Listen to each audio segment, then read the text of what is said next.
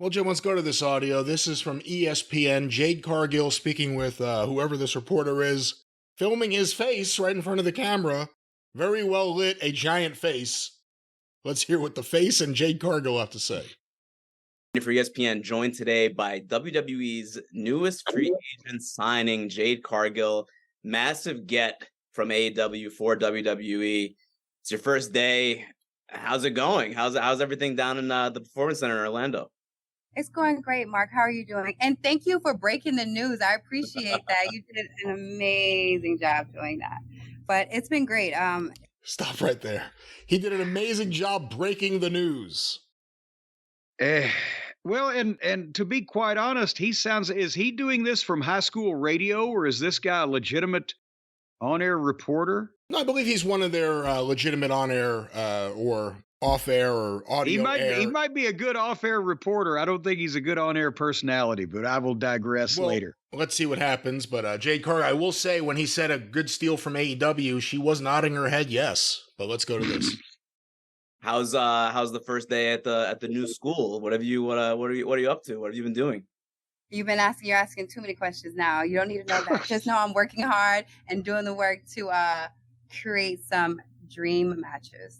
Okay. I do want to ask you about dream matches, but I figure you're the new girl at school, so there might be some interesting interactions going on over there in the Performance Center. A lot of people want to know, like, do you know if you're going to start in NXT? Are you going to be main roster? Here we go. That's what we were wondering. It has. And guess what? Everybody's going to have to tune in to every network and see where I'm going. That's what I'm here for. I'm here to stir the pot and to get people guessing where I'm going to be. So just tune in. Okay, I guess that was the answer that WWE wanted. Both on the television shows. I get it. A lot of people want to know, Jade, I guess you were in AEW from the start of your career, 2021. Only 2 years, by the way. Still very young in this game. Why the move? Why WWE and why now? The leadership. I mean, Paul, Bruce, Dan, and Nick. I mean, you can't get any better than that. And I'm the first signing under the TKO umbrella. I mean, there's so many different things. Where else can you go to get the best quality training?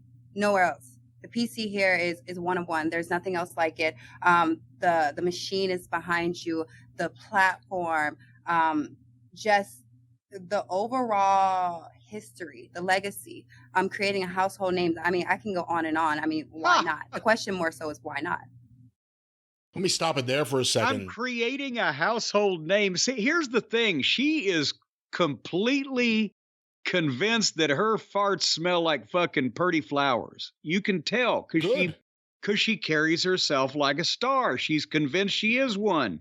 When she was doing whatever the fuck it was, we decided that one week, or we established that she was doing, that she thought she had a bunch of fans before she was on AEW television. She thought she was a star. And you've got to have some element of that. Of course, reality has to be involved somewhere in terms of humility and don't believe your own publicity and blah, blah, blah. But she was convinced that once she got her foot in the door, she needs to go to the biggest company and go to the best school and work with the top fucking women. And you can tell it because she thinks she's going to be one of them. Well, that right there to me is the big question I had for you. What does that say about, I mean, again, she's not really saying about what her experience exactly was in AEW, but she gets there. Cody and Brandy had a big part of things. Eventually, Brandy was kind of cut out of things. Eventually, Cody was gone. If you're new in the business and you're just kind of, I'm not saying she necessarily was flailing backstage because there's no direct communication from someone who knows what the hell they're doing. Yeah, or knows what the hell the top is doing. Like, none of these things would happen in WWE. So when you have someone who's coming from being an athlete, someone who had training, coaching for years and excelled at it to the point where she was competing in sports into college, if you're going to try to have a career, there's AEW, which is just like, again, without the hard drugs, it's like more of an ECW vibe backstage versus WWE, who can make you into a household name. Yeah, there's more of an element of, the wrestlers have the creative freedom and we can, be more of ourselves, which, as we found out, we always were screaming for. But unfortunately, especially with this generation, That's not always a good thing. It's always been sketchy when a wrestler had too much pull through the territories and everything else, but it's outlandish these days. But for somebody who's brand new and didn't grow up immersed in this as a fan from the smart fan perspective, she's got to be going, what the fuck? Everybody's just going out and doing shit. What the fuck is the rhyme or reason here? That's why, again, it was always veterans that were allowed to have leeway with their shit, because you don't want people that are brand new on the jobs. I'll go out and do whatever you want. Good Lord. That's the way you see what you get. So for somebody like that who may have wanted to have a little more insight on why is all this shit going on, she probably was just kind of spinning around, and then she'd go out and have a match and do moves. And she poses great.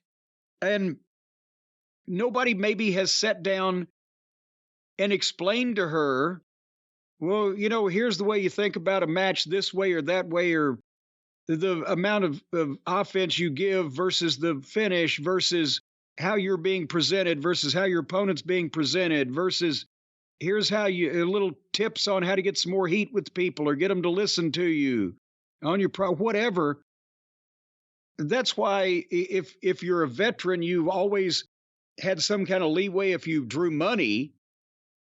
But most of the time, the average rank and file wrestlers on the card followed the instructions and the style that the booker and that promoter of that territory liked. Because then everybody was on the same page, not just out there fucking chaos. There was no such thing as a hardcore match on third and a lucha match on fifth, because it makes no fucking sense. Well, let's hear a little more from Jade and the ESPN reporter. I like how you're on he may be. Mike Wallace is not in trouble here. Mike Wallace is dead. Well, he's still not in trouble here from this guy. Those guys. Just Nick and, all the big wigs. Yes, of course. It feels to me, just from the outside looking in, that they've rolled out the red carpet for you. They've given you kind of the star treatment on day one right away. Does it feel that way for you? Yes, I would say that. I think that they see that it's in me. I think they know that I work hard and that I'll bring that hard work over here to the PC, and I'll do what it takes to be a household name and to create that legacy. Hey, let me stop right there. I have a question for you, because you've trained or been a part of the training of so many different people, or observed people you didn't train.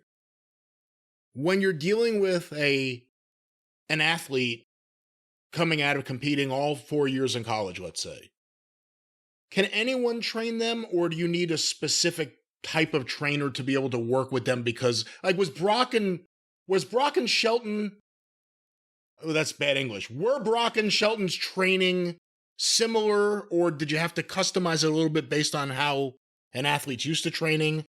Is my question making any sense at all? Yes. Well, because there wasn't even anything customized specifically for Brock and for college athletes versus other type of athletes other type of trainees, other than those guys were generally already in better cardio shape, unless there had been some layoff of a long period of time when they were competing. But then again, some of the guys that grew up as pro wrestling fans, that worked indies, that came into the program, or even just had a better clue of how the business worked versus the complete shooters, they were more relaxed in the ring. So therefore, sometimes their cardio would be better than these goddamn, workout gym rat machine beast type of, that were so fucking high strung in the ring because they were green and they didn't know what they were doing, that they didn't breathe. But you train wrestlers the same way, whether they've been amateur athletes or not, in terms of just the general concepts of the business. And then you might want to work individually with guys if they were shooters to be able to project that in a working way, or if they were something else, to be a football player to be able to project that in a working way. And I think a lot of it also is the individual student. It's not that Brock was not used to being coached all of his life. It's that he wasn't as natural a pro wrestler in any way, shape, or form as Shelton Benjamin was. He both wasn't as flashy a personality. He'd sit there, bump on a log on the bench. And he wasn't as much of a fan of the business as Shelton had been growing up in South Carolina, watching it as a kid. So not only didn't he know how to do this shit and how to come up with his snazzy shit that he wanted to do, but he wasn't real motivated because it wasn't fun to him. It was a fucking job. Now, maybe 20 years later, it's become fun to him because he can bop in and out as he pleases. So it took Brock a little bit more to come out of his shell personality-wise, and to not only understand the moves, which he was strong enough and athletic enough to do, but how to do them with personality. Don't just pick a guy up and plant him. Pick a guy up and make a mean face and make it look like you fucking squashed him, type of thing. Shelton was farther ahead than almost anybody, much less Brock, at that point in time, with just being a good in-ring wrestler. And then he learned psychology. All right, Jim, let's hear a little more audio from Jade. You like I said, you've only been wrestling for a little over 2 years, and your first match was a tag team with Shaquille O'Neal. So you were already you debuted in a high profile fashion. You continued to be a high profile star at AEW, the longest reigning TBS champion over there. And it was a little bit of a surprise for some people that you were leaving, because that was kind of where you started. What happened with AEW? Can you just take it through that process of why you left? Nothing happened with AEW. They're still them. They're still a phenomenal company. It's just I wanted to create something that nobody else can do. And where else can you create that leadership role? Where else could you be a household name? Where else can you create that legacy? I want to be in the Hall of Fame. There was no other place. I wanted to be at the PC working my butt off and working with the best trainers that wrestling has to offer. I worked with the Daniel Bryans, like phenomenal guy, phenomenal, but he came here, right? So I thought that this is a no-brainer. I thought that I couldn't get any better as far as in the ring than to come here and to join a mega company. Did you get the bag? Let me stop it there. What do you think of that answer? Well, and she's telling the truth, and yeah, she's not wrong. And she's not wrong, but here is what, if she was my talent that I just signed, and she's doing these media interviews, I know she's being legitimate, she's being real, she's telling the truth, but the way that I would want, and the way that I have a premonition they're going to use her, is some type of really elite level athlete, some type of gimmick that just realizes she is just a physical piece of perfection or whatever. A female Alexander Karelin, the Experiment, right? The Russian. Whatever the case, I would have her even now, not putting the company down, but grouping herself with the company in terms of, instead of saying, I'm going to work my butt off and I want the best trainers to teach me, coming at it from the direction of, I'm the best. I'm the best female athlete on the planet in any sport. And that's why I wanted to go to the biggest pro wrestling company on the planet, or biggest, whatever they call it. I want the best performance center, the best trainers, because I'm the best athlete that they've ever worked with. They'll need a team of specialists to keep up with me, to make sure that my incredible genetics are finely tuned at all times. I'm going to have an entire team at my disposal. And yes, AEW is a great company, and I learned a lot there, and thank you. But I'm moving on now to stadiums and fucking WrestleManias and pay-per-views and leaving a legacy and a Hall of Fame, because I'm that good. Be an obnoxious, arrogant bitch, because probably your gimmick will probably, reflect something like that. With the way that she looks, it's so striking. be aloof, be the total package, be Lex Luger, but be able to have meaning to it and kind of connect with the people better than poor Lex did at some points. You see what I'm saying? Instead of just saying, oh, I hope they'll teach me and I want to learn, I'm going to work. She shouldn't have to say, I'm going to work my butt off, because she should already be saying everybody else is going to have to work their butt off and step their game up just to be able to compete with me and not get embarrassed. Well, the problem is you're not wrong, obviously, and you're the promoter and a booker, so you know what you want the star to do. But in this WWE system, would she piss off other talent or even Paul, Bruce, Nick, and Dan, or whatever? They should be telling her to say that, is what I'm saying. Not the talent, Paul and Bruce and Tom and Carol and Ted and Alice, or whoever the fuck she mentioned. Whatever, the talent can get mad or get glad if somebody's cutting a promo in public saying, I'm the best, I'm better than all these other fucking people in the wrestling business, and you get mad at them for that. You need to find another line of fucking work. If they're specifically saying, well, I'm better than fucking old Josephus over there, I'll tell you that, because he's the shits. Well, now you might have a fucking gripe. But if this, highly recruited, just signed future superstar is saying, that's right, I am better than every other woman athlete on the planet, that's part of the fucking gimmick, and she looks like it might be true. It's not like that poor old Sky Blue is coming out and saying, I'm the most elite level athlete on the planet. That probably wouldn't fly. And again, this is Jade talking to ESPN. Let's go back to this. You can, just between us, did you get the bag, Jade? You can tell. You can tell me. I am the bag. I am the bag. What? Did he just call her a bag? He said, did you get the bag? And she said, I am the bag. Well, you old bag. What is that some slang the kids use these days? Well, in WWE, it's a change. It's family friendly, so she can't be that bitch show anymore. Now she's that bag show.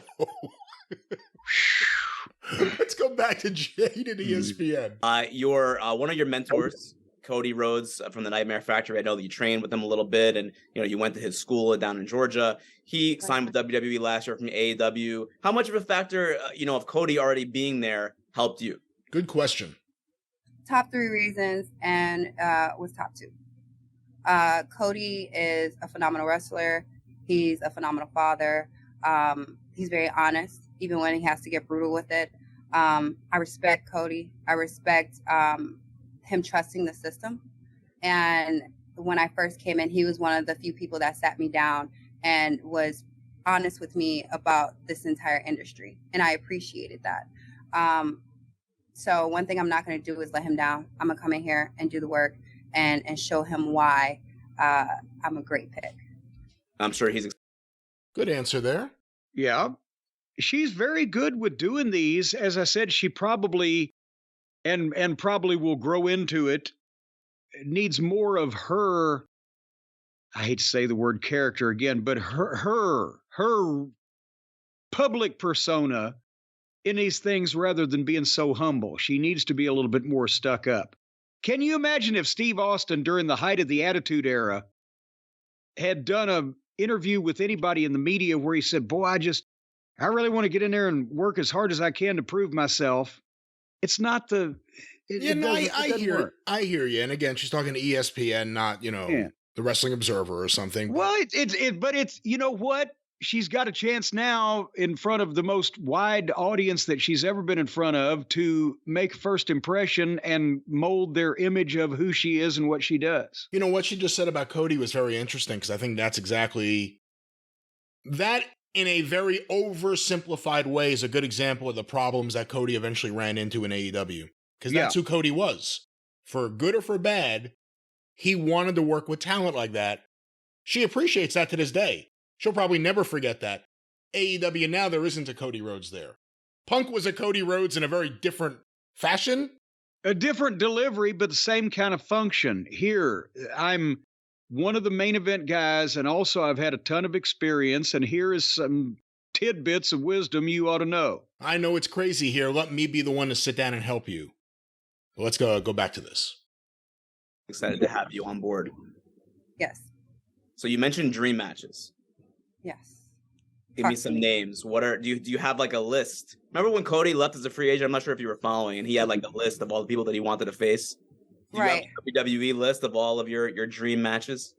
To be honest, it's everyone. You know, these women are the top women wrestlers in the world. You know, that's why I came here. Iron sharpens iron. I would have never came here if I didn't think that I was going to be better. I'm here to get better. I'm here to create those moments that's going to have people wanting to come back, wanting to bring their friends. I think everybody is a dream match because you've never seen me with these women ever before. So everybody's going to be invested. I agree with you. She shouldn't be saying all of this in public, but she's very smart. Oh, yeah. She's putting the whole roster over that she's going to be working with as the best in the world. But at the same time, I think she ought to say, and bye, Cracky. First thing I'm going to do is wipe out Rhea Ripley. Get that thing going. Go ahead. This goes a little longer, so I don't know how much longer we want to listen to Jade, so I'm going to call it there unless you want to hear more. Well, no, that's okay. I think we've got the gist of the conversation. But no, yeah, she's going to be big there because, if she's coachable, they can do wonders with her, and she's already acceptable. And she's got a great look. And I'm going to be excited to see what happens when she gets some instruction in how to actually think about the business rather than, whatever she's been doing over there at Romper Room with just going out and having matches and perfecting all the moves. Well, Jim, after the busy day that Jade Cargill had yesterday, she was in everyone's news feed. I'm sure she needed a good night's sleep. But Brian, you don't want to be on a news feed. You want to be on a snooze feed. You want to get a good night's sleep. We've been talking about this the whole program. Folks, if you listen to us, we're going to tell you how to get rest and relaxation, how to feel better, how to have less anxiety and problems because you're going to sleep 22 hours a day. And our friends at Helix Sleep are going to make it a pleasure to do so. Did you know, Brian, that Helix Sleep offers 20 unique mattresses, the award-winning Luxe Collection, the newly released Helix Elite Collection, the big and tall mattress? Boy, you ought to see that goddamn thing. It's about 12 feet tall. Even the kids' mattress. It's for big and tall people, it's not an especially Well, you don't larger... think a 12-foot tall motherfucker is big and tall? Well, there are no 12-foot people out there walking around. Well, but if there are and you're in the sound of our voice, Helix will fix you up because they got all kinds of mattresses. And if you go to helixsleep.com and take their quiz, then you will find the perfect mattress in under 2 minutes. That's, boom, how long it takes, unless you're a slow thinker. If you're a little bit slow, it might take 3 minutes. But once you pick that mattress, it's shipped straight to your door free of charge because, folks, again, you don't want to be going out and laying on these mattresses that every jackleg in town has rolled over on. You don't know whether they're drooling or leaking. There could be pus involved. You don't want to go to a mattress store. You want the brand new one in the box that comes to life right in front of you so you can check it for stains. And here's another thing.